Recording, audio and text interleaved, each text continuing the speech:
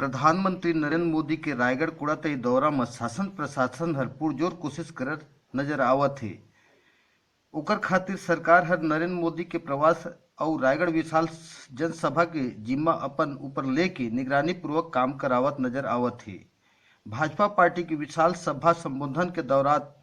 जहां नरेंद्र मोदी हर हजारों लाखों में आयोजन सभा ला कार्यकर्ता मन ला सभा ले सीधा संबोधन करही,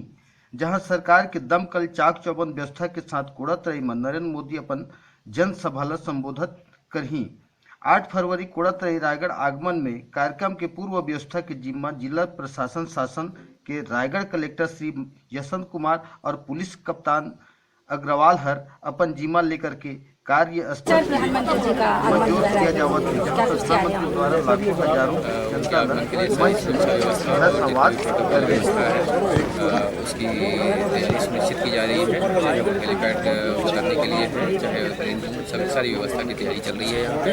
और उसी के निरीक्षण के संबंध में हम यहाँ पे आए हुए हैं। दौरा है पीएम सर का, उसी के परिप्रेक्ष्य में यहाँ पर प्रशासन की टीम आई थी और सभी स्थलों का निरीक्षण किया और तैयारी की। कुछ पुलिस विभाग की कुछ खास हिदायतें दी जाएंगी पूरे आम लोगों को सुरक्षा व्यवस्था सहयोग करें पूरी जनता ताकि सुरक्षा का